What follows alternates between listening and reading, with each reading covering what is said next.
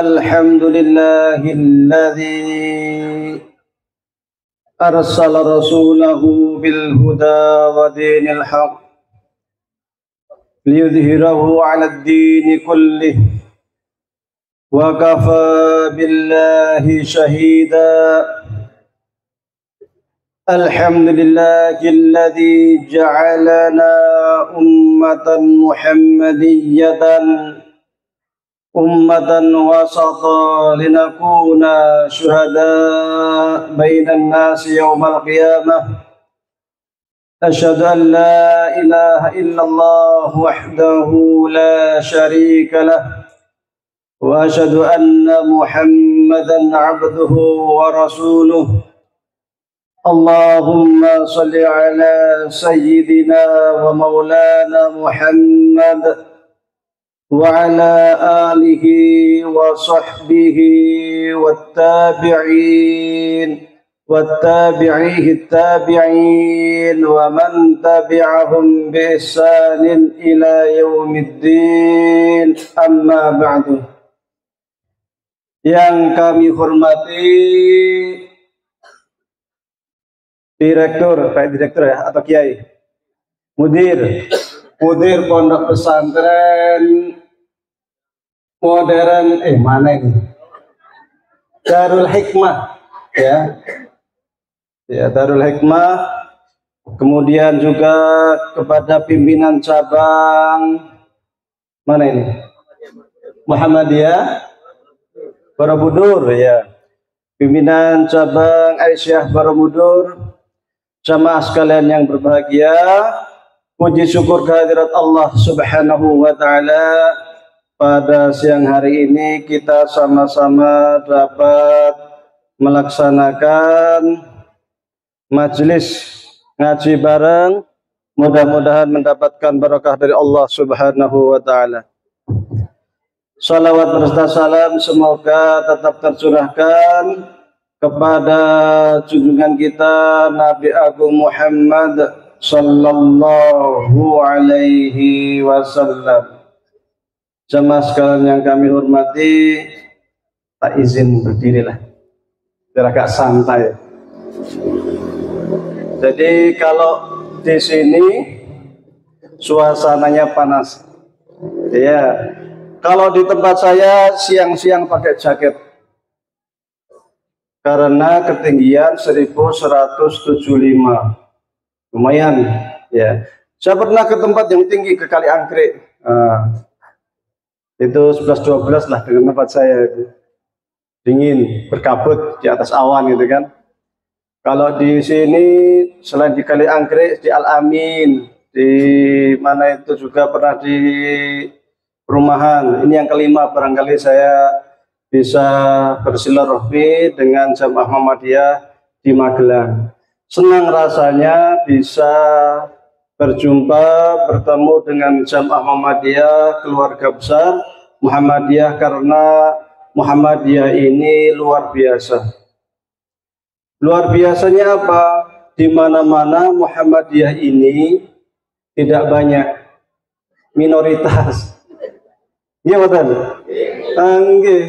Nek sing di rumah sakit akeh sapa? Muhammadiyah. Sing sekolahane akeh sapa? Muhammadiyah. Ya, yang amal usahanya banyak siapa? Muhammadiyah. Oh, ini luar biasa tempat saya. Muhammadiyah berapa? 10 kakak. Oh. 10 kakak saya itu pulang, saya di Mesir itu berangkat tahun 96. Baru pulang tahun 2002, 26 tahun saya di Mesir. Cukup lama, saya di Indonesia baru setahun setengah, mau 2 tahun lah. Sejak pulang saya membuat kajian Muhammadiyah. Yang datang banyak, 3 orang. Tapi saya tetap lakukan, meskipun 3 orang, tetap ada kajian mingguan Muhammadiyah. Karena syarat ranting Muhammadiyah itu ada kajian pekanan. Kalau satu ranting belum ada kajian pekanan, belum sah rantingnya. Enggak, iya, bisa dibaca di ADART ranting. Harus ada. Kalau nggak ranting, nggak ada kajian, wah, belum sempurna. meskipun sudah punya amal usaha. Maka kajian ranting itu penting karena itu bagian dari ruh Muhammadiyah, bagian dari jiwa Muhammadiyah. Jangan sampai amal usahanya megah, tapi pekerjanya yang ada di dalamnya ternyata bukan Muhammadiyah. Bukan Muhammadiyah. Kok dari atas sampai bawah bukan Muhammadiyah gitu ya. Ini kan amal usaha Muhammadiyah. Kok banyak yang terjadi seperti ini? Kalau kegiatan terkait dengan macam-macam datang dia, tapi giliran kajian Muhammadiyah nggak datang. Kajian tempat lain datang, kajian Muhammadiyah nggak datang. Aku akeh. Banyak kasus seperti ini. Maka ini perlu kita antisipasi, perlu kita jaga. Dengan cara apa? Dengan cara selalu mengadakan kajian mingguan. Wah, masalahnya di sini nggak ada kiainya. Mau kajian bagaimana? Tahsin Quran juga bisa. Keliling seminggu sekali, siapa baca Quran, tahsin, tajwidnya benerin, tajwidnya benerin. Itu kan simpel, sederhana. Yang penting ada pengajian. Ini tengah ini buat tinggi. Mboten benten. Mboten kace. Nggih harus ada. Karena itu ruhnya dari Muhammadiyah. Muhammadiyah hebat. Sudah ada di Mesir, sudah ada di Australia, sudah ada di Malaysia. Di Malaysia ada perguruan tinggi Muhammadiyah. Mas lain belum ada yang punya perguruan tinggi di luar negeri selain milik Muhammadiyah. Di Australia punya sekolahan, di Mesir punya TK Aba, bahkan tapak suci Mesir yang asli orang Mesir. Jadi orang Mesir jenggotnya dowo gede-gede. Jumlahnya berapa? Lebih dari 6.000 orang Mesir asli yang ikut tapak suci putra Muhammadiyah. PWM Jawa Timur beli gereja di Spanyol, akan dijadikan sebagai Islamic Center. Luar biasa Muhammadiyah besar.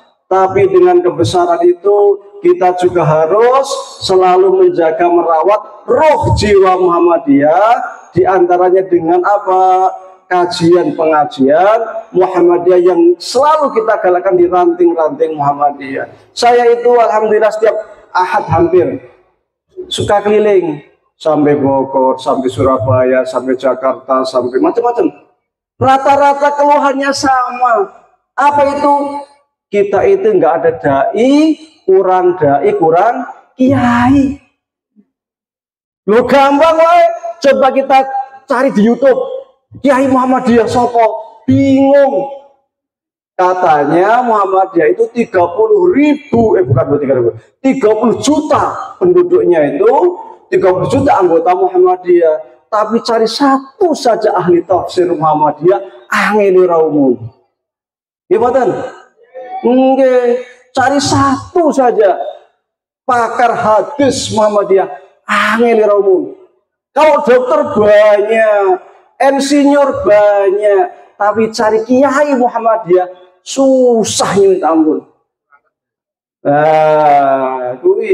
Padahal kita ini jelas-jelas gerakan dakwah amar ma'ruf dan nahi mungkar. Lu gerakan dakwah kok nek ora kiai piye? Gerakan dakwah amar ma'ruf nahi mungkar, siapa yang bisa menuntut ini yang amar ma'ruf, ini yang mungkar siapa? Yang nuntun kan para kiai, para ulama. Hanya ulama ora nono. Masa insinyur para dokter yang selalu nuntun? Itu pun kadang mereka untuk ngaji di Muhammadiyah ora gelem. Nenek ngaji ke tempat lain datang. Nah, ini masalah. Maka keberadaan pesantren kita seperti ini menjadi pemotor, pemantik yang luar biasa, yang perlu kita dukung. Keberadaan pesantren Muhammadiyah perlu kita majukan. Alhamdulillah sekarang sudah ada kisaran 456 pesantren, dan setiap bulan selalu muncul pesantren baru milik Muhammadiyah. Untuk apa pesantren-pesantren itu? tidak lain dan tidak bukan, diantaranya adalah untuk mengurangi krisis kader, krisis dai Muhammadiyah. Ini SMA, SMK usakeh banyak, maka perlulah pesantren yang bisa kiranya nanti menggantikan para sesepuh kita yang ada di majelis takjil, yang sudah sepuh-sepuh, yang sudah tua-tua. Siapa yang gantikan? Adik-adik kita yang ada di pesantren. Maka harus kita dukung sepenuhnya. Wah, tapi ini nggak punya dana. Nggak ada Lazis. Lazis bisa menyupport itu. Karena memang secara hukum pun talibul ilmi itu adalah bagian dari sabilillah, boleh berhak untuk mendapatkan dana zakat. Kalau di Mesir sana, di Mesir itu dari TK sampai S3 di Al-Azhar gratis. Sekolah lu gratis dari TK sampai S3. Kok iso? Dananya dari dana wakaf. Wakafnya itu wakaf produktif, wakaf yang dikembangkan. Jadi seumpama PCMC ini punya ruko, rukonya disewakan. Nah, hasil dari sewa ruko ini dikembangkan lagi, dananya ini bisa dijadikan sebagai sarana untuk beasiswa, pengembangan kader. Yang paling penting itu kan SDM. Saya itu sering bilang begini, kita itu bisa membangun gedung bermiliar-miliar. Masjid tok, sak masjid iso 5 miliar loh. Satu masjid. Tapi mengasih beasiswa kader yang sebulan mungkin 1,5 juta. Abote romul. Nah, ini kan aneh. Padahal SDM ini jauh lebih penting daripada gedung-gedung itu. Lah gedung-gedung megah-megah kalau yang isi orang lain kan sayang. Perlu diisi, maka kembangkan kader, terutama saat ini yang memang sedang kita rasakan, krisis dai, krisis ulama. Di beberapa tempat itu biasanya sudah ada itu, kalau namanya kajian Ahad pagi yang isi Ustadz ini ya kan. Satu Ustadz izin bingung nyari pengganti ini sopo. Saking orang nonai wonge, saking nggak adanya pengganti susah. Ini kira-kira sing ganti sopo ya? Telepon sana, telepon sini untuk mengganti kajian Ahad pagi. Iya. Nah ini sebentar lagi nanti Lebaran ini sudah mulai ditelepon ini siapa yang mau khutbah Jumat, khutbah apa Idul Fitri. Wah ini Ustadz ini nggak bisa, Ustadz ini sudah dibokeh, wah ada bingung itu. Kok iso? 30 juta loh katanya kita ini, tapi mencari satu khotib Idul Fitri kok akhirnya orang umum. Aneh kadang saya melihat.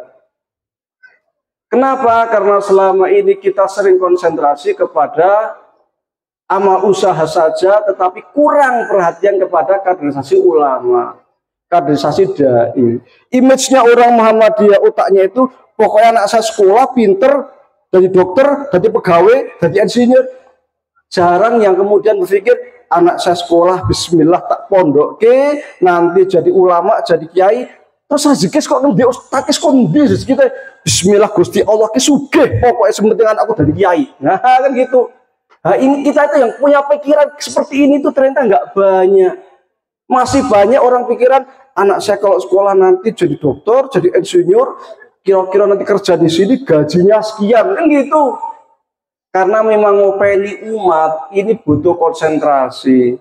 Ngopeni umat itu butuh persiapan mental, butuh sesuatu yang kadang ya kita harus tawakal gitu. Yang rezeki itu kita harus percaya bahwa Allah itu memang yang ghaniyun 'anil alamin, yang kaya raya. Maka jangan kaget pokoknya. Yang ngisi di kampung-kampung kebanyakan, yang ngaji Iqra, yang ngajiin anak-anak, kebanyakan bukan orang kita tuh banyak. Kok iso?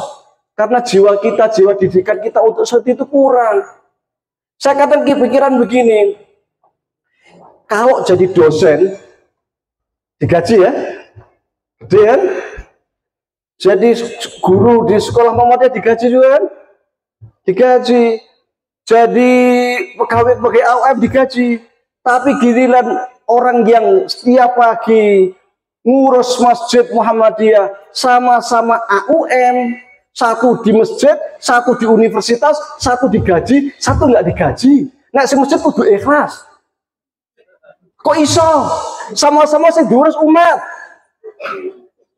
Sama-sama AUM. Sama-sama ngajar. Bedanya sana ngajar tempatnya tuh bagus, pakai pensil, pakai apa, pakai proyektor. Sini ngajinya halaqah kecil, ngaji Iqra, ngaji Quran. Bedanya itu kan. Tapi sama-sama ngajar, sama-sama di AUM, sama-sama mengeluarkan tenaga. Siji digaji, siji kudu ikhlas. Nah ini real. Ini realita. Maka perlu kiranya ada keberpihakan kepada para dai-dai kecil-kecil ini yang selalu berjuang di bawah ini. Carane piye? Ya sama-sama tahu jamaah bisa melalui lazismu, bisa melalui apa, tetapi harus diperhatikan mereka-mereka yang kerjaannya ngopeni jamaah yang di bawah ini. Jangan karena mereka yang di universitas menterang pakai jas, pakai dasi, gajinya gede, yang satu sandal jepit di AUM sama-sama ngajar, ora dikasih apa-apa, yang penting ikhlas matur nuwun tok. Nah, ya mesake. Nah, ini akhirnya apa? Orang jadi kurang semangat untuk ngopeni jamaah. Apalagi ditambah mindset kita, otak kita itu pokoknya anak saya kudu sekolah sing dhuwur, dadi guru, dadi iki. Jarang yang punya pikiran anak saya ngaji nanti bina jamaah.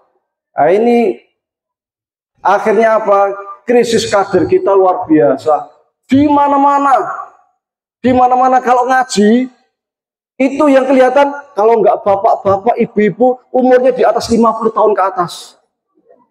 Gimana? Saya sampai heran. Loh, yang umur 40-an kemana? Yang umur 30-an kemana? Kok sepi? Loh, kita tuh gerakan dakwah amar ma'ruf nahi mungkar, ya kan? Sholat jamaah, bukan ahli mungkar ya.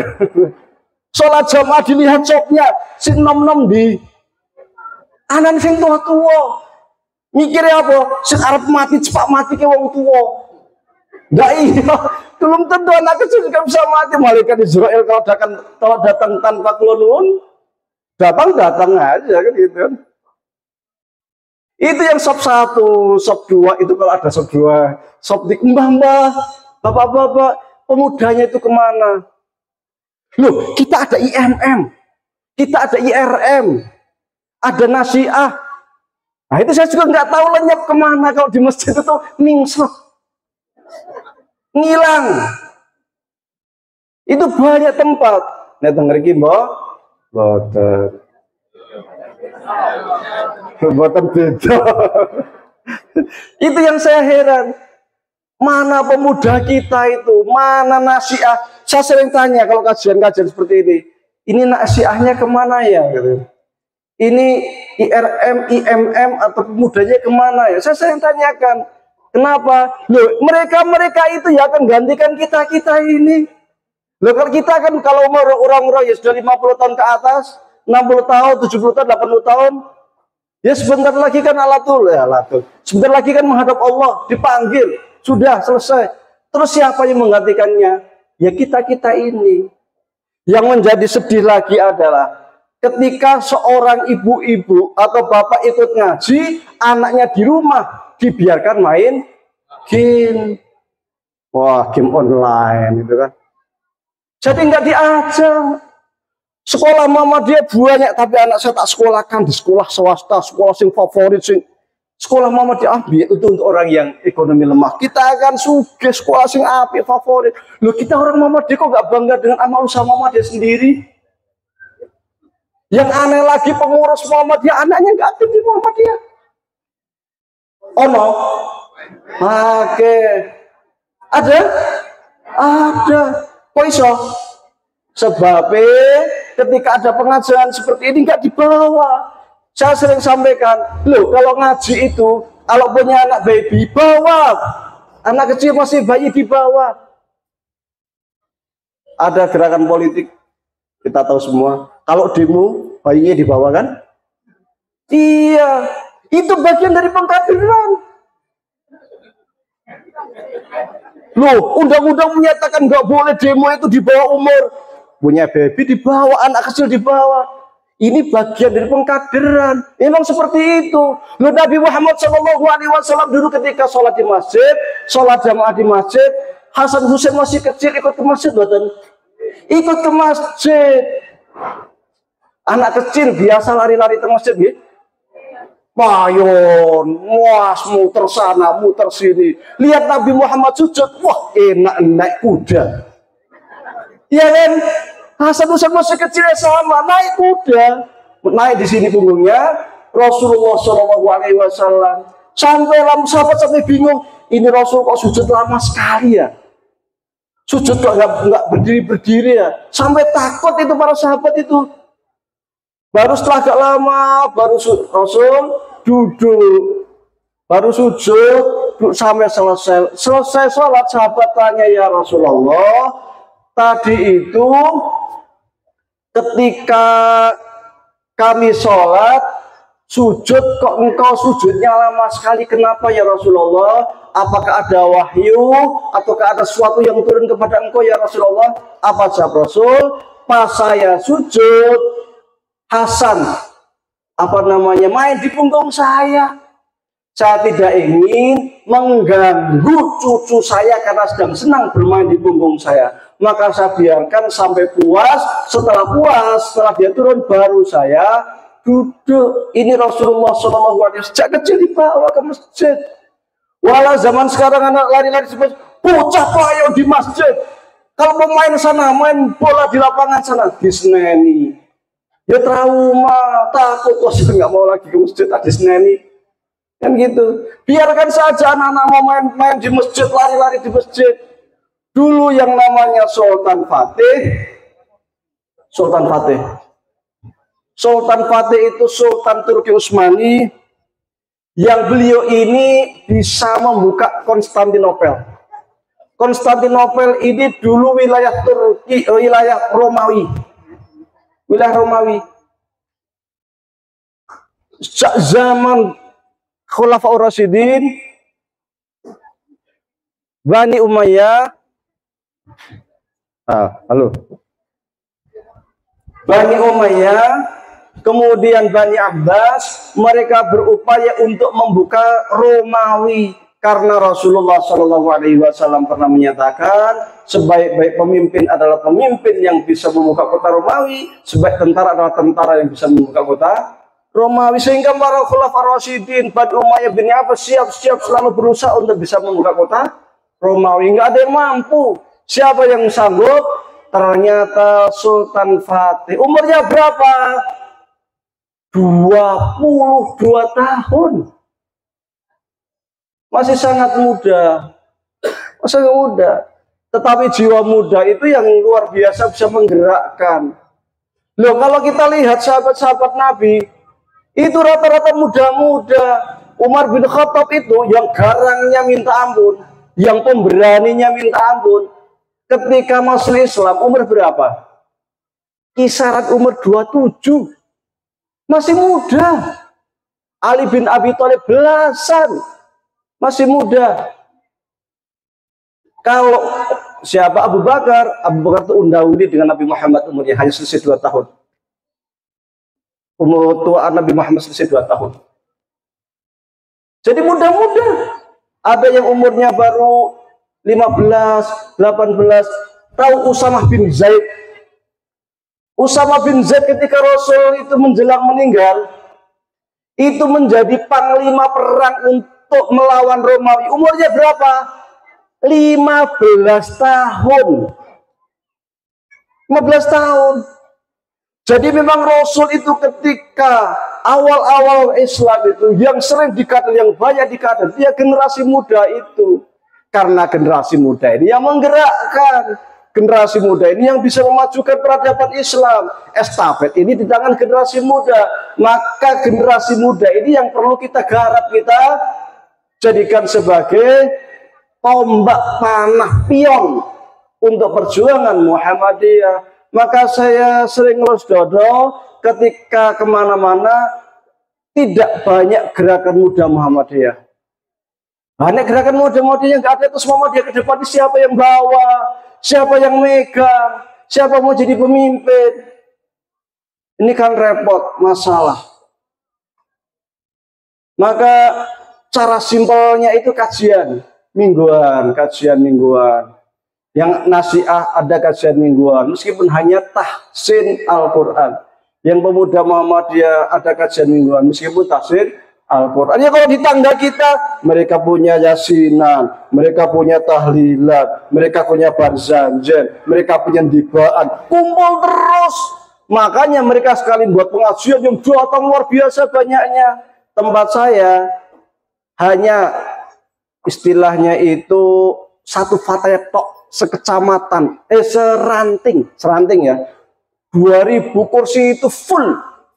Nah, ini kajian Muhammadiyah secabang, ya pemudanya, ya Aisyahnya, ya nasihat semua. Nah, kok 1500 kursi kok isi banyak kosong. Dan militansi kita itu kurang. Kenapa? Tidak sering ngumpul. Mengapa Islam itu mensunahkan? Bahkan sebagian ulama mengatakan sunnah muakkad, sebagian lagi mengatakan fardu kifayah, macam-macam lah, hukumnya macam-macam. Sholat jamaah kok 5 kali? Biar sering kumpul. Dan kenapa Rasulullah SAW ketika salam itu menghadap ke makmum? Ya sunnah kan? Imamnya ngadap makmum, ngabsen. Iki datang, iki orang takwa, kenapa ini? Tanya sahabat. Ini yang sahabat, ini kenapa nggak datang? Oh ya Rasulullah, ini nggak datang karena sakit. Oh baru kita tengok. Sahabat ini kenapa kok datangnya biasanya rajin kok terlambat? Oh ini begini ya Rasulullah. Jadi di absen. Setiap sholat nengok ke belakang absen. Sehingga jamaah itu selalu full. Sehingga orang munafik takut tidak ikut sholat. Orang munafik itu jamaah. Cuman sering terlambat lagi, terlambat, munafik lagi. Kan gitu, ketahuan. Jadi ngabsennya kapan? Sholat jamaah. Kalau kita ngabsen sholat jamaah orang anggota Muhammadiyah, kecuali imam karo muadzine, repot.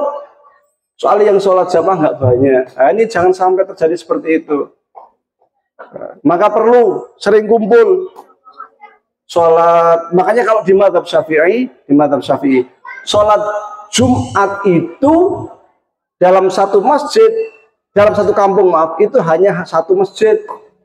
Nggak boleh satu kampung ada 2 masjid untuk sholat Jumat. Kalau satu kampung ada 2 masjid untuk sholat Jumatnya tidak sah, tetap dilaksanakan sholat Jumat, tapi setelah itu ditambah dengan sholat duhur 4 rakaat. Kenapa? Supaya ngumpul sak kampung bareng satu masjid. Itu di mazhab Syafi'i. Kalau di mazhab Hanafi lain lagi, sak kabupaten siji tok. Sak masjid, sak kabupaten. Nah ini biar ada perkumpulan. Maka kemudian setiap tahun juga ada Idul Fitri, ada Idul Adha, ngumpul bareng sak kampung atau sekian kampung satu lapangan biar ketemu bareng. Ini untuk apa? Supaya ada militansi gerakan Islam, ukhuwah Islamnya itu semakin kuat. Karena ketika kita jarang ngumpul, jarang ada kajian, jarang ada pengajian, jarang ada pertemuan, militansi ini menjadi lemah. Maka kalau kita akan jargonnya hanya pengajian, selain pengajian gak ono, perjanjian kita nggak ada ya, tahlilan ora ono, dibaan apa meneh gitu. Ya sholat jamaah sama pengajian itu. Tanpa itu militansi kita lemah. Maka ini perlu wajib, makanya hati-hati, wajib ranting ke ono ngaji itu wajib. Coba sekalian yang kami hormati, sebentar lagi kita Ramadan, dan biasanya Ramadan Ramadan tanggal berapa? Tanggal 1 Ramadan. Sepakat gue tanggal 1 Ramadan ya? Iya sepakat. Ini tanggal 1 Ramadan itu kapan? Nah itu sejak itu ya kan? Tapi semua sepakat Ramadan tanggal 1 Ramadan. Semua sama menggunakan dalil sumu li ru'yatihi wa tiru li ru'yatihi fa in humma hadikum Fakturulah. Sumu liru'yatihi, sumu berpuasalah karena liru'yatihi, karena melihat hilal. Waftiru liru'yatihi, dan berbukalah karena melihat hilal. Fa'idhumma, ketika mendung, fa'akmilu iddata sya'bani salatina yauman, maka lengkapi hitungan Sya'ban 30 hari. Ini satu riwayat. Satu riwayat lagi mengatakan fakturulah, maka ukurlah atau gunakan hisab. Nah, ini sama-sama satu Ramadan, tetapi terjadi perbedaan bagaimana menetapkan bulan Ramadan, bagaimana kita menetapkan satu Ramadan. Ini terkait dengan perkara cabang, perkara furu. Semua sepakat kalau Ramadan wajib puasa, karena barang siapa yang ingkar kewajiban puasa Ramadan, maka dia kafir. Puasa enggak puasa. Kenapa? Ora-ono puasa Ramadan, enggak ada. Kafir. Tapi kalau dia, kenapa enggak puasa? Males. Ini muslim tetapi pelaku maksiat. Muslim asi, muslim pelaku maksiat, karena dasar daripada puasa Ramadan sudah jelas. Ya ayyuhalladzina amanu kutiba alaikumusiyam, telah diwajibkan atas kamu puasa. Semua ulama sepakat puasa bulan Ramadan hukumnya wajib. Maka siapapun yang ingkar terkait dengan puasa Ramadan, maka dia kafir. Tapi siapa yang tidak melakukan puasa Ramadan karena males, tetapi masih percaya bahwa puasa itu wajib, maka dia seorang muslim pelaku maksiat. Ini adalah paham ahlu sunnah wal jamaah, atau kalau di istilah HPT ahlul haq was sunnah. Ahlu sunnah wal jamaah sama, kita itu kelompok ahlu sunnah wal jamaah atau ahlul haq was sunnah, sama persis.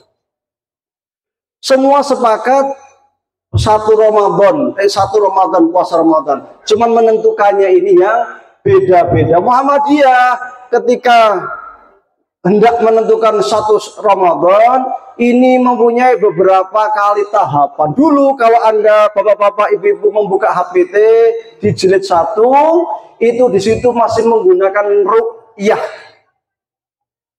Ru'yah itu melihat hilal dengan mata memandang. Standarnya bisa 6 derajat, bisa 4 derajat, bisa tergantung standarnya masing-masing. Di HPT tidak sebutkan standarnya berapa, tapi di HPT jilid 1 kita pakai ru'yah. Selanjutnya ru'yah ini dinasakh, dihapus, diganti dengan hisab. Hisab ini pun punya beberapa tahap. Pernah kita menggunakan namanya hisab matlaq. Apa itu hisab matlaq? Ya, ini seumpama ini Indonesia. Di bagian timur sudah wujud seumpama, bagian barat belum wujud, maka yang sudah wujud puasa duluan, yang belum wujud belum puasa. Sehingga satu gerakan Muhammadiyah bisa jadi punya satu Ramadan yang berbeda. Yang di timur sudah, yang di barat belum. Pernah seperti itu. Kemudian diganti lagi menjadi hisab wilayatul hukmi. Dimanapun tempat di Indonesia, selama masih dalam kawasan Republik Indonesia, di mana di situ hilal sudah wujud, maka semua dianggap wujud meskipun dia belum wujud. Seumpama di wilayah barat Aceh belum wujud, lainnya sudah, maka yang belum wujud di Aceh harus ikut yang wujud. Puasa bareng satu organisasi Muhammadiyah. Kemudian berubah lagi menjadi hisab wujudul hilal. Dan kemarin di Munas Tarjih terakhir di Pekalongan diganti lagi, sudah tidak menggunakan istilah wujud hisab wujudul hilal, tetapi sudah menggunakan kalender global.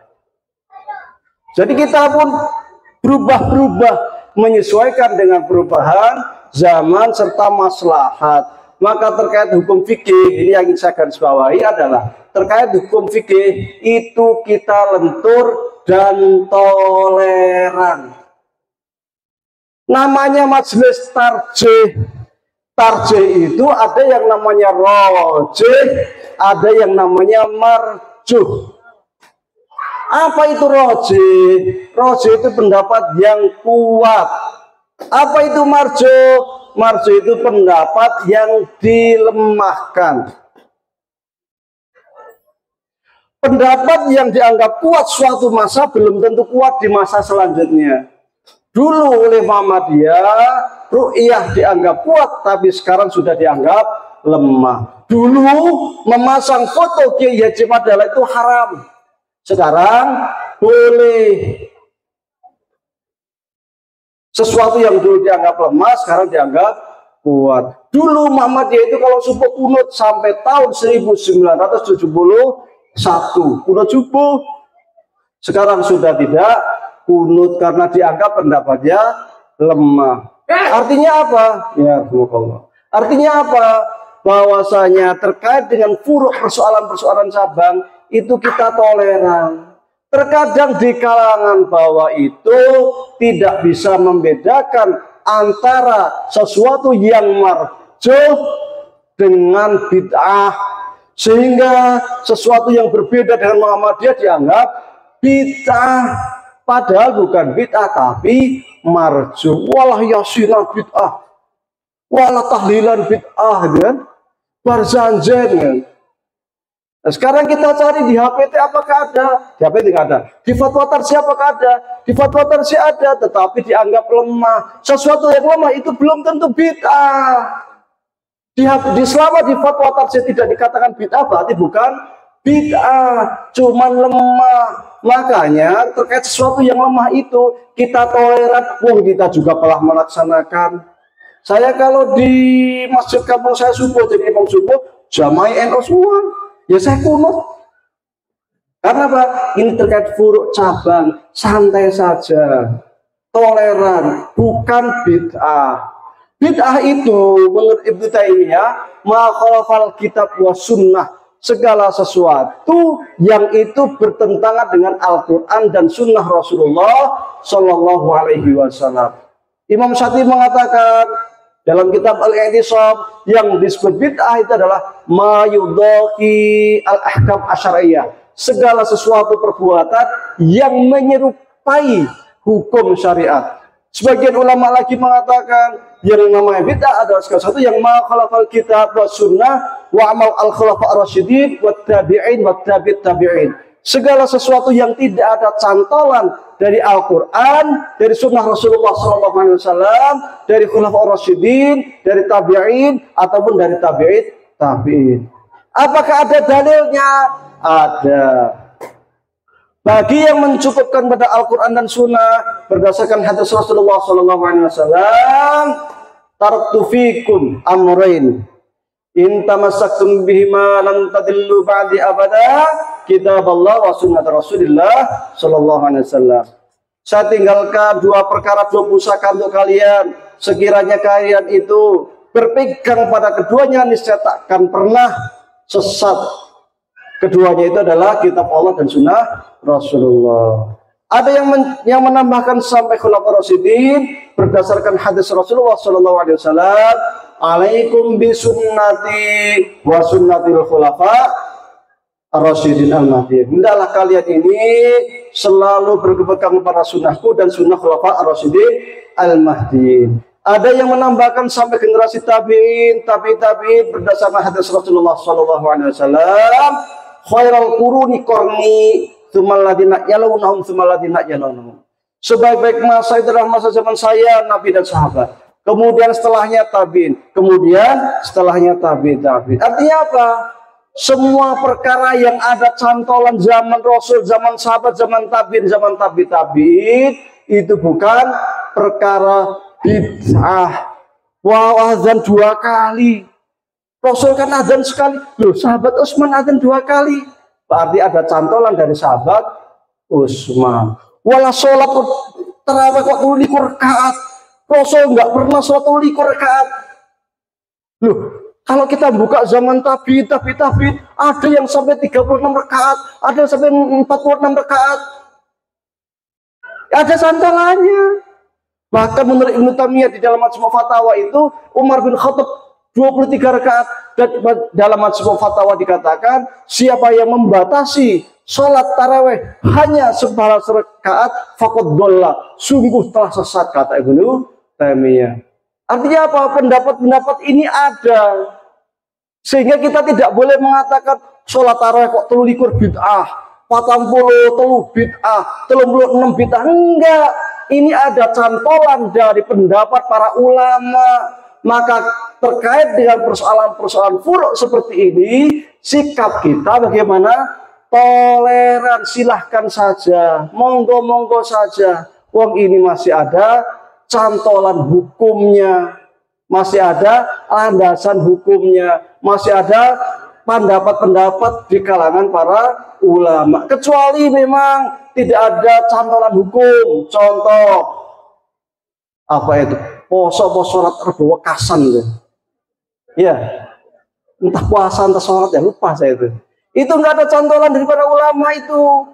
Di Basul Masail pun nggak ada itu. Maka perkara ini tidak ada dalam hukum syariat. Poso Senin Kemis ora cukup ya, Senin Kemis tak tambah poso ngrowot, poso mutih, kumangan gamping, anu mencet pangan kabeh. Nggak boleh poso mutih nambah-nambahan. Kalau kita mau puasa Ramadan sudah 30 hari, tambah Senin Kemis, tambah poso Dawud, tambah poso Bid, oh banyak sekali poso sunnah. Bisa nambah-nambah poso mutih, poso ngerawat, poso weton, poso apa meneh. Nggak perlu. Ini namanya menurut Imam Syafi'i yudahi al-ahkam asyariyah, menyerupai hukum syariat. Yang menyerupai hukum syariat seperti tidak boleh. Ada yang sholatnya itu diem, nggak bertapa. Akhirnya apa? Sedang sholat. Nah ini nggak ada dalam Islam. Nah, nggak ada, nggak perlu. Atau pas mitung dino pakai sesajen, kasih kopi. Kenapa pakai kopi? Baik Bali, baik Bali. Sejak kapan orang meninggal pulang? Nah, kasih kopi mana? Itu ada, tapi sini nggak ada. Ya, nggak ini. Jadi hal-hal yang seperti ini kita kalau terkait dengan akidah tegas. Sesajen haram. Nggak ada alasan orang Muhammadiyah kok masih toleran terkait sesajen. Haram. Saya di mana-mana mengatakan sesajen haram. Mbok orang Basir Masail NU ya sesajen haram kok. Iya. Untuk siapa saja? Untuk jin-jin. Loh, kita nggak boleh nyembah jin. Kita hanya nyembah Allah Subhanahu wa ta'ala. Tetapi kalau terkait persoalan furu' fikih, sholat taraweh kok 23 rakaat, 40 rakaat nek kuat. Adzan Jumat 2 kali, yasinan, dibaan, barsat, monggo-monggo sajalah silahkan. Karena terkait furu' cabang fikih. Toh kita di Muhammadiyah sendiri terkait persoalan cabang fikih ini juga fluktuasi. Kadang sesuatu dulu diharamkan, sekarang dihalalkan. Loh, foto Kiai Haji Ahmad Dahlan dulu haram loh. Masang foto Kiai Haji Ahmad Dahlan sekarang boleh, ya kan? Terkait hisab itu juga bertahap, berkali-kali dulu pakai ruya, kemudian hisab apa namanya wilayatul hukmi, hisab matla, hisab wujudul hilal, sekarang pakai kalender global. Ini berapa tahap, berapa kali mansuh perubahan hukum ini? Dulu pakai kunut, sekarang nggak pakai kunut dan sebagainya. Jadi persoalan fikih pun di kita lentur. Ketika kita tidak lentur di dalam persoalan fikih, nanti menjadi persoalan sendiri. Apalagi ketika Muhammadiyah ini minoritas, sudah minoritas kaku meneh. Wah, sholat ditompo. Wah, kayak gerakan teroris Wahabi. Iya. Saya awal-awal saya pesantren baru 3 tahun pesantren saya. Tahun pertama saya masih di Mesir, kakak saya yang ngurus. Awal dari pesantren, pesantren Wahabi, pesantren teroris, opos, macam-macam. Saya pulang lentur, mereka mikirnya kita itu keras. Dikiranya orang Muhammadiyah itu bid'ah, syirik, bid'ah, syirik. Nah, mereka taunya kan itu. Karena memang banyak dari jamaah akar rumput nggak bisa membedakan antara persoalan furu' dengan bid'ah. Kalau ada orang sholat subuh 3 rakaat itu bid'ah. Sholat duhur 3 rakaat itu bid'ah. Nah, kalau cuma dikir jamaah bareng-bareng habis sholat fardu, itu bukan bid'ah. Di Mu'alimin, saya alumni Mu'alimin Muhammadiyah Yogyakarta saya. Dimualimin sampai sekarang habis sholat jamaah, dikitnya bareng-bareng. Yang ngajar di mualimin itu banyak dari orang-orang pusat Masjid Tarjih. Dibiarkan saja, boleh. Di Darul Arqam sampai sekarang dikit bersama. Di Wanayasa, saya pernah juga ke MBS Wanayasa sana. Di Gombong ya sama, habis jamaah dikit bareng, ya nggak dianggap bid'ah, biasa saja gitu.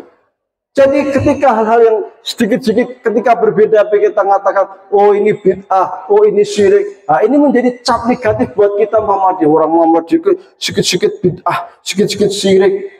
Mengapa bisa terjadi demikian? Ternyata usut punya usut. Jamaah Muhammadiyah banyak yang tidak punya fatwa Majelis Tarjih. Coba sekarang yang di sini yang punya buku fatwa Majelis Tarjih angkat tangan. Wong siji loro tok. Ya kan bisa dihitung jari. Bisa dihitung jari. Ya itu. Yang punya HPT, nah HPT mesti akeh. Yang punya himpunan Tarjih Muhammadiyah ternyata juga tidak banyak. Nah ini saya pernah ngaji seperti ini. Pengukuhan pimpinan cabang Muhammadiyah. Pengukuhan yang menghadiri PDF. Saya bilang orang Muhammadiyah harus punya HPT. Aku di depan pengurus Aisyah ada yang bisik-bisik, HPT ki apa sih? HPT apa ya? Wah, mumet tahu. Kita harus punya HPT, ternyata nggak tahu HPT singkatan HPT apa itu nggak tahu. Wah, kok jadi pengurus? Akhirnya real. Di lapangan seperti itu. Makanya sering saya sampaikan yang namanya AUM, Amal Usaha Muhammadiyah, Masjid Muhammadiyah, Rumah Sakit Muhammadiyah, Sekolah Muhammadiyah, Pesantren Muhammadiyah wajib fardu ain punya semua produk tarjih, wajib berlangganan suara Muhammadiyah. Kalau kita yang nggak punya, kita nggak beli, awam nggak beli, emang orang lain suruh beli. Wong selain organisasi Muhammadiyah yang suruh langganan suara Muhammadiyah, nggak mungkin. Mereka yang suruh beli HPT, nggak mungkin. Ya kita. Maka itu yang harus kita miliki. Kalau kita saja HPT nggak punya, fatwa tarjih nggak punya, suara Muhammadiyah nggak pernah langganan, ya kan? Akhirnya nggak tahu produk tarjih itu apa, orang ngerti. Akhirnya ikut-ikut kiainya. Kita yang sering keluar-keluar, kita itu memberantas taklid, bid'ah dan khurafat. Kita sendiri taklid ikut kiai kita, kan gitu. Kiainya bilang bid'ah, ya kita bilang bid'ah. Landasannya pombo, nggak ngerti. Fatwa tarjih juga nggak punya. Yang punya fatwa tarjih, ora diwoco. Ya kan masalah lagi. Karena apa? Daya literasi kita lemah. Daya baca kita lemah. Saya baca kok tiap hari. Baca apa? WhatsApp. Saya juga baca tiap hari. Baca apa? Status. Ya, podo wae. Ya, jadi ini yang harus kita bangkitkan ini. Supaya apa? Jangan sampai Muhammadiyah itu dicap, wah Muhammadiyah ini gampang mensyirikkan, gampang membid'ahkan, gampang menyesatkan orang lain. Tidak. Di fatwa tarjih enggak segitunya. Karena soal syirik itu bukan masalah sederhana. Syirik ini berat. Ketika saya mengatakan dia itu pelaku syirik, artinya apa? Berarti dia itu keluar dari Islam. Berarti apa? Kalau dia itu sudah keluar dari Islam, tidak boleh dinikahi oleh seorang muslim karena dia kafir. Kalau dia meninggal, anaknya nggak dapat waris karena dia kafir. Kalau dia meninggal, tidak bisa dikebumikan di pekuburan kaum muslimin. Kenapa? Karena dia kafir. Jadi implikasinya banyak. Dan aslinya yang berhak mengkafirkan orang, ya. Jadi perlu kita bedakan antara kafir pemikiran dan kafir orang. Yang berhak mengkafirkan orang itu aslinya pemerintah, hakim. Aslinya. Di Mesir kayak gitu. Dulu pernah terjadi peristiwa. Ada seorang intelektual Mesir namanya Nasir Hamid Abu Zaid. Nasir Hamid Abu Zaid ini menulis sebuah buku. Judulnya Mafhumun Nas. Di dalam buku itu Nasir Hamid Abu Zaid mengatakan bahwasanya yang namanya Al-Quran itu muntaj takofi, produk budaya.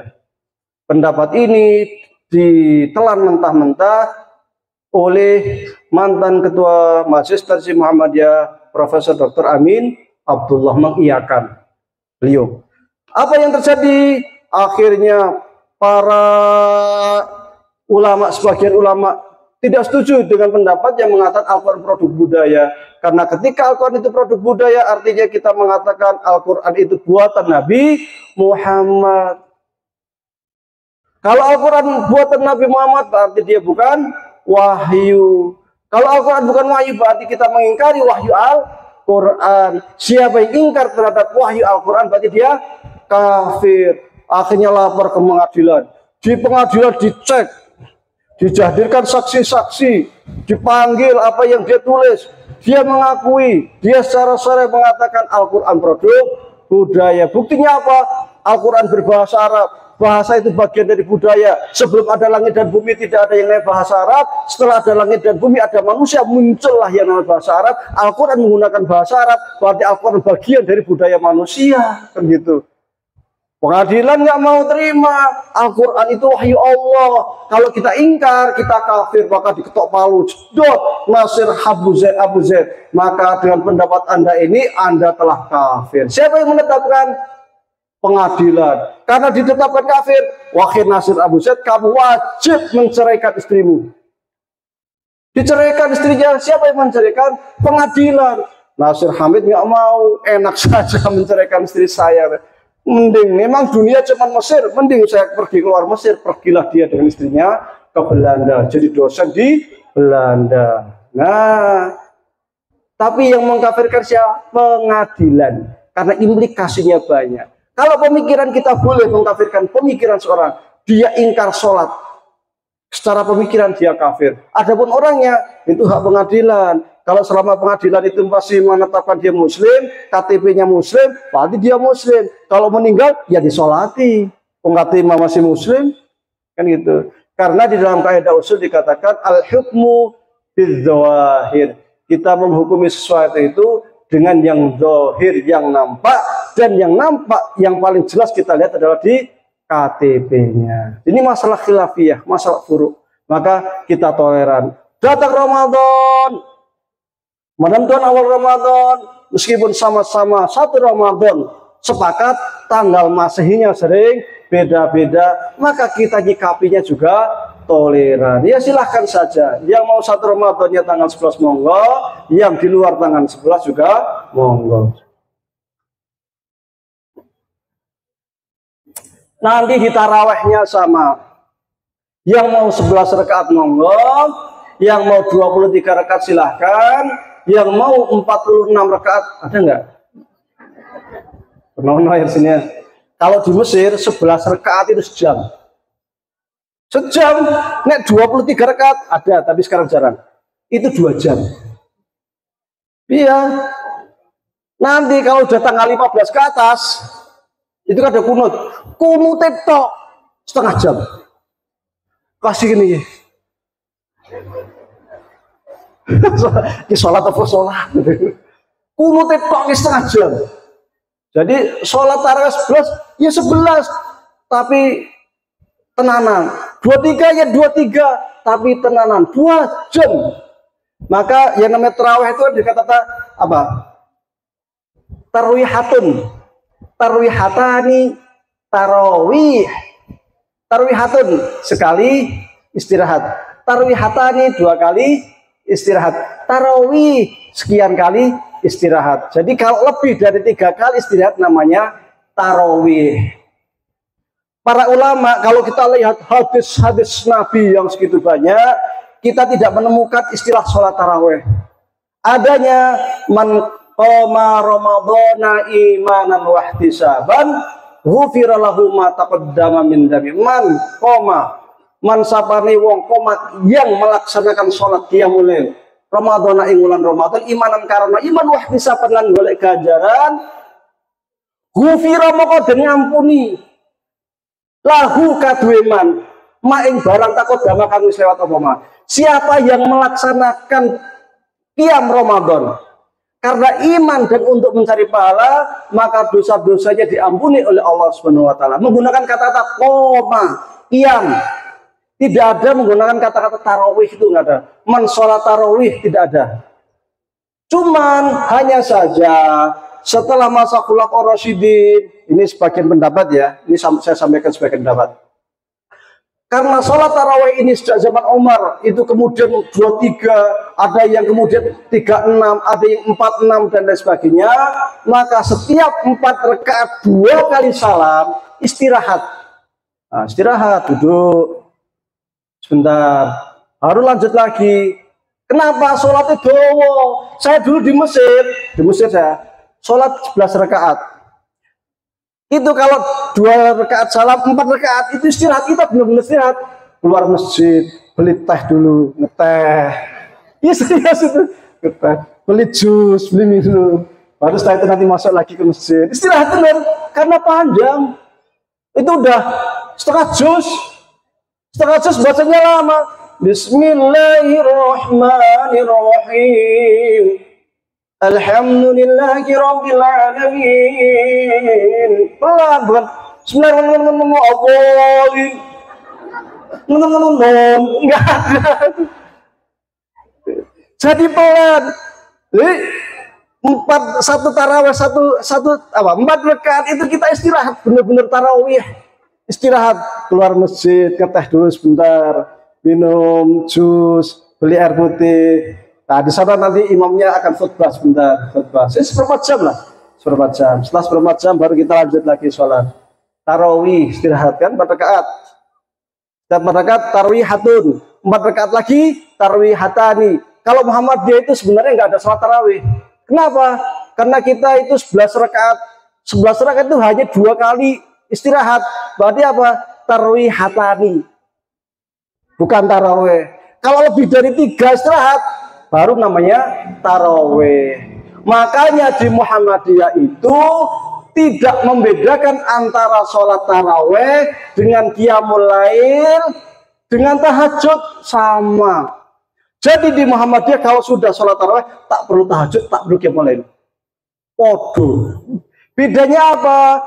Kalau tarawih itu adalah qiyamul lail yang dilaksanakan di bulan Ramadan, cuma dilaksanakan yang berjamaah setelah Isya. Hadisnya man qoma Ramadana, koma, bukan tarawih, nggak ada. Ini menurut Muhammadiyah. Jadi sama antara tarawih, qiyamul lail dengan tahajud menurut Muhammadiyah. Tetapi menurut ulama lain yang di luar Muhammadiyah, mereka membedakan. Dalilnya beda-beda.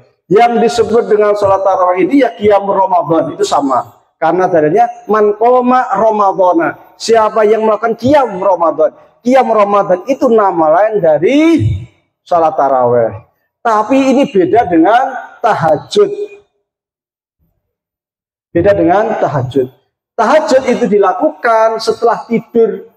Maka di Saudi sana biasanya setelah sholat tarawih nanti jam 2 itu mereka akan bangun untuk sholat tahajud. Fatahajat bihi nafilatal lak asa ayyab ataqarrabuka maqama Muhammad wa minal laili fatahajat bihi nafilatal lak, dan dari sebagian malam hendaklah kamu sholat tahajud. Ini yang digunakan dalil mereka, sehingga meskipun sudah sholat tarawih di Saudi malam masih ada sholat tahajud. Tapi kalau di Muhammadiyah sudah sholat tarawih cukup. Dan di Muhammadiyah sholat tarawih berapa rakaat? 11, 8 rakaat tambah biasanya iftitah 2. Iftitah 2 ditambah nanti 8 ditambah witir. Witirnya 3 rakaat sekali salam. 3 rakaat sekali salam, dan ini yang dikuatkan oleh Imam Nawawi. Ya. Karena sebagian ulama membolehkan 2 rakaat tambah 1. Tapi ini dilemahkan oleh Imam Nawawi. Kenapa? Karena dianggap menggantung. Sholat kok gantung dalam artian witir itu kan 3 artinya. Maka ketika 2, selama saya belum nambah 1, ini namanya belum witir.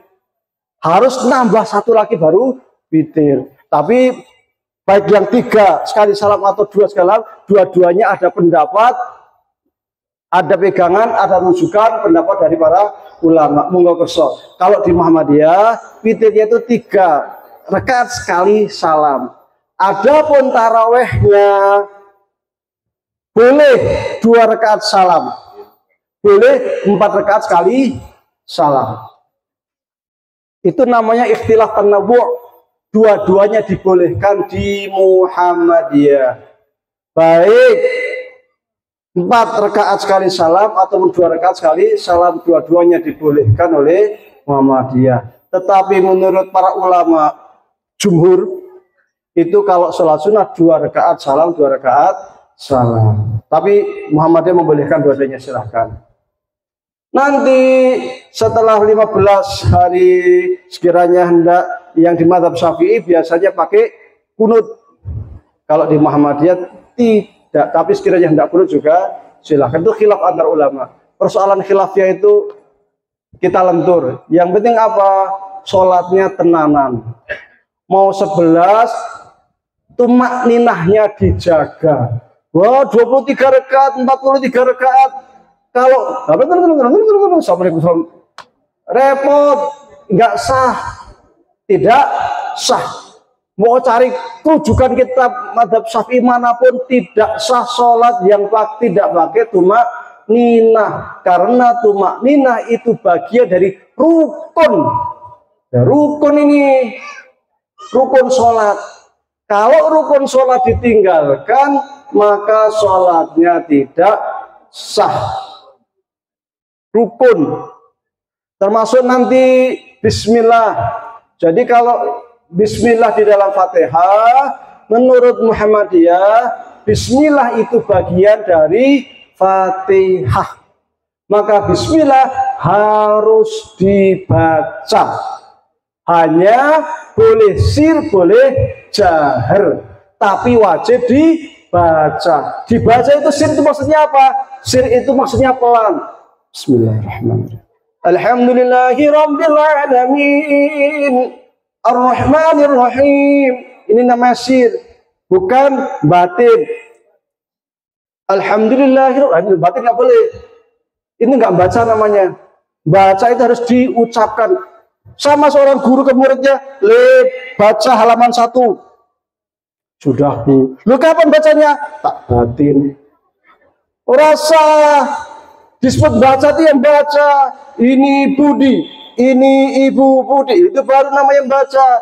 Kalau di batin itu bukan membaca. Maka membaca bismillah di dalam Fatihah itu menurut fatwa tarjih wajib dibaca, karena bismillah menurut Muhammadiyah bagian dari surat Al-Fatihah. Surat Al-Fatihah jumlahnya ada 7 ayat. Bismillahirrahmanirrahim. Alhamdulillahi rabbil alamin. Ar-Rahmanir Rahim. Maliki yaumiddin. Iyyaka na'budu wa iyyaka nasta'in. Ihdinas siratal mustaqim. Nah ini, siratal ladzina an'amta 'alaihim ghairil maghdubi 'alaihim waladdallin. Amin. Menurut mazhab Hanafi, menurut mazhab Hambali, ini sekedar perbandingan lah, sedikit-sedikit biar ngerti. Bismillah tidak bagian dari Al-Fatihah.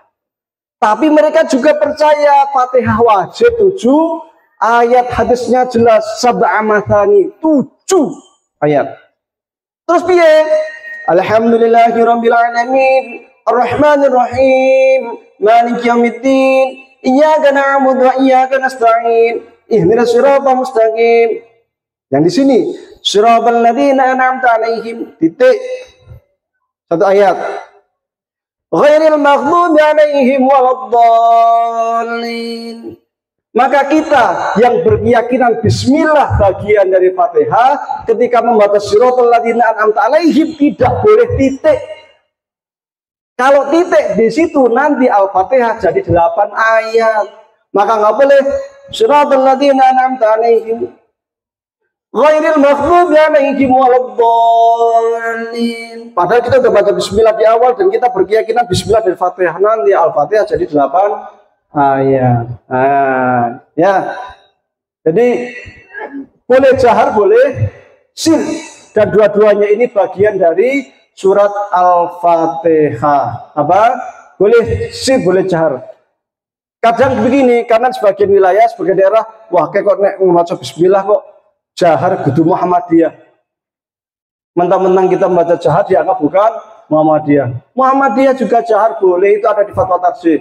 Jadi kalau ada yang Bismillahirrahmanirrahim padahal dia imam Muhammadiyah juga boleh. Atau Bismillahirrahmanirrahim. Alhamdulillahirrabbilalamin juga boleh. Taib. Mudah-mudahan bermanfaat karena ini sudah mau Ramadan. Kita berdoa. Ini mau ada tanya jawab nggak nih? Silahkan sekiranya ada yang bertanya dulu. Monggo. Kita buka pertanyaan.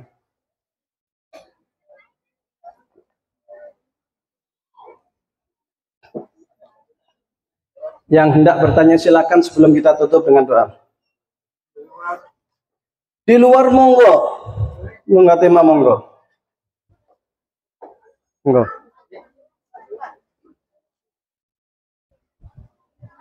Assalamualaikum warahmatullahi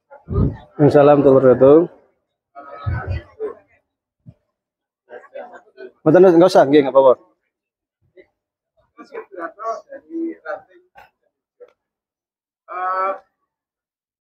Kemarin beberapa waktu yang lalu ada orang meninggal, nah itu orang itu juga sholat dan kemudian kami juga dulu dalam sebenarnya harus bagaimana bisa sholatnya tetap masih maaf. Assalamualaikum warahmatullahi wabarakatuh. Salam warahmatullahi wabarakatuh. Bunuh diri ini problem nih. Yang paling banyak di Gunung Kidul itu. KTP Muslim tapi di Gunung Kidul itu paling banyak bunuh diri. Ya. Asli ini bunuh diri kan soal monggo orang monggo.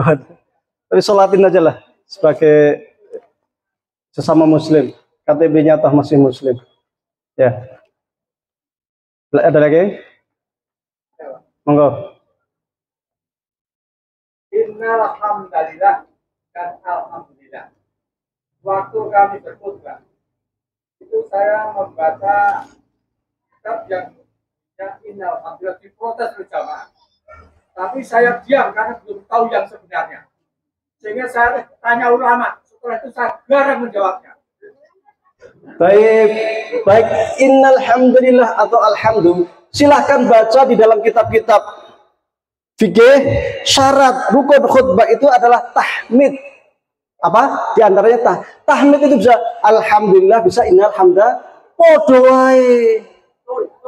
Podo sama. Innal hamdalillah nashhaduhu sama dan alhamdulillahirabbil alamin sama. Jadi itu cuma baca beda satu dikalah inna, satu enggak saja. Intinya sama. Nah itu ulama yang saya tanya itu begini, alhamdulillah kelawan itu asma Allah. Innal hamda kanthi nyebut Muhammad. Ya podo wae kok bedane. Podo. Intinya itu tahmid. Tahmid itu bisa hamdan lillah, bisa alhamdulillah, bisa innal hamdalillah. Itu sama semua. Hamdan lillah bisa, innal hamda lillah bisa, alhamdulillah bisa. Ahmaduka bisa. Jadi nanti buat khutbah yang lain beda sendiri. Ahmaduka lillahi ta'ala. Kok beda meneh saiki? Iki diprotes saiki malah gawe dhewe. Boleh. Nah ini untuk pengalaman saudara-saudara kita. Jika diprotes oleh jamaah, jangan langsung menjawab. Itu orang yang bodoh. Tanya orang yang lebih tinggi, pinter. Jadi kalau ada yang gitu, suruh baca buka fikih. Yang paling simpel takrib, kitab takrib. Di atasnya lagi ada ikna, ada mughni muhtaj, ada majmu. Itu syaratnya tahmid. Bacaan tahmid, bukan syaratnya rukun ya. Bacaan tahmid itu bisa alhamdulillah, bisa hamdan lillah, innal hamda lillah, ahmaduka. Kan bisa itu. Itu beda bahasa. Tapi intinya sama, itu namanya tahmid. Wallahu a'lam. Monggo yang ngajeng rumiyin.